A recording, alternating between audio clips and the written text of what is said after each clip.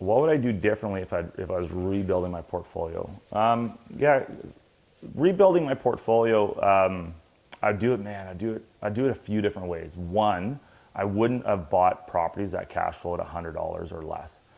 Never would I have done that, because what I realized is when the market's hot, everyone looks like a genius, but when the market drops, not like those people that think they're geniuses are not, and problems show up. And one of the problems that I had was I was losing massive amounts of money. I was losing $18,000 a month come 2009, to the point where at the end of 2010 I was a couple months from going bankrupt because I was buying the wrong properties that cash flow at $100 a month.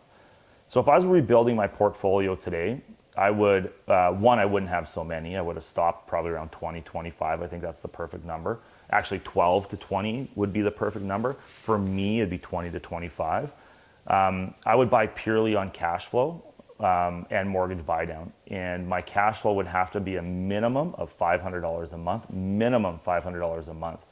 From there, I could then pay lines of credits. I could then pay, factor in rent decreases or repairs and maintenance, whatever it is. The other thing I'd be doing is I'd only be buying suited houses.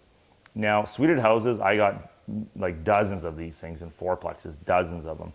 And the suited houses are brilliant because if you have 2 units for the price of 1, if the basement's vacant and the main floor is rented, I'm break even. If they're both rented, all of a sudden I'm strong cash flow. Compared to that single family house, if I have a single family house and it's vacant, I'm on the hook for $18, $19, or $2,000 a month, mortgage, taxes, insurance, utilities, whatever else, repairs and maintenance, whatever else shows up. So those would be what I'd be doing differently. The other thing, the important thing, one of the biggest mistakes I did is in 2003 when I started buying my properties, I didn't know what I didn't know. So in 2008, I refinanced a bunch of properties and I pulled all of my equity out, paid out some partners got half. I took my half and kept on buying.